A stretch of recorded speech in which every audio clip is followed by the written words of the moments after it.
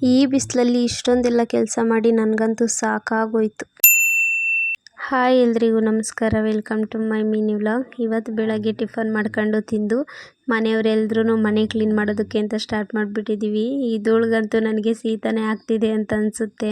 ನಾಳೆ ನನ್ನ ಮಗಳು ಮುಡಿ ಕೊಡೋದಕ್ಕೆ ಹೋಗ್ತಿದ್ದೀವಿ. ಅದಕ್ಕೆ ಅಂತಂದ್ಬಿಟ್ಟು ಇವತ್ತು ಮನೆಯೆಲ್ಲ ಕ್ಲೀನ್ ಮಾಡ್ಕೊಂಬಿಡೋಣ. ಮತ್ತು ಮುಂದಿನ ವಾರ ಇನ್ನೊಂದು ದೇವಸ್ಥಾನಕ್ಕೆ ಹೋಗಬೇಕು.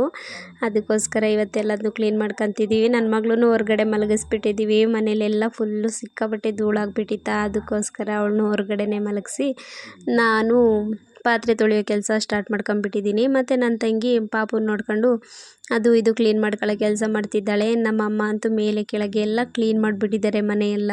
ನಾನು ಬೇರೆ ಬಿಸಿಲಲ್ಲಿ ಕುತ್ಕೊಂಡ್ಬಿಟ್ಟು ಪಾತ್ರೆ ತೊಳಿತಿದ್ನ, ತಡೆಯೋದಕ್ಕೆ ಆಗ್ತಾನೆ ಇರಲಿಲ್ಲ. ಅದಕ್ಕೆ ಫೋನಲ್ಲಿ ನನ್ನ ತಂಗಿಗೆ ಸಾಂಗ್ ಇಡಕ್ಕೆ ಹೇಳ್ಬಿಟ್ಟು ಸುಮ್ಮನೆ ಒಬ್ಬವಳೆ ಹುಚ್ಚಿ ಥರ ಜೋರಾಗಿ ಸಾಂಗ್ ಹೇಳ್ಕೊಂಡು ಏನೇನೋ ತರಲೆ ಮಾಡ್ಕೊಂಡು ನನ್ನ ಪಾಡಿಗೆ ನಾನೆಲ್ಲ ಕ್ಲೀನ್ ಮಾಡ್ಕೊತಿದ್ದೆ.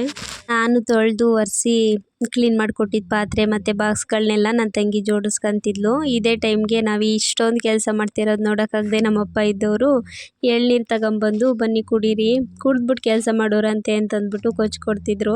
ಇನ್ನು ನನ್ನ ಮಗಳಿಗೂ ಸ್ವಲ್ಪ ಕುಡ್ಸೋಣ ಅಂತಂದ್ಬಿಟ್ಟು ಅವಳಿಗೂ ಎಳ್ನೀರು ಕುಡಿಸಿದ್ವಿ. ನಾವೇ ಸುಮ್ಮನೆ ಹಿಂಸೆ ಮಾಡಿ ಕುಡಿಸಿದ್ದಾಯಿತು. ಅವಳೇನು ಜಾಸ್ತಿ ಇಷ್ಟಪಟ್ಟೇನು ಕುಡಿಲಿಲ್ಲ, ಸ್ವಲ್ಪ ಒಗ್ಗೊಗ್ರಾಗಿತ್ತು ಅದಕ್ಕೆ ಅಂತ ಅನಿಸುತ್ತೆ.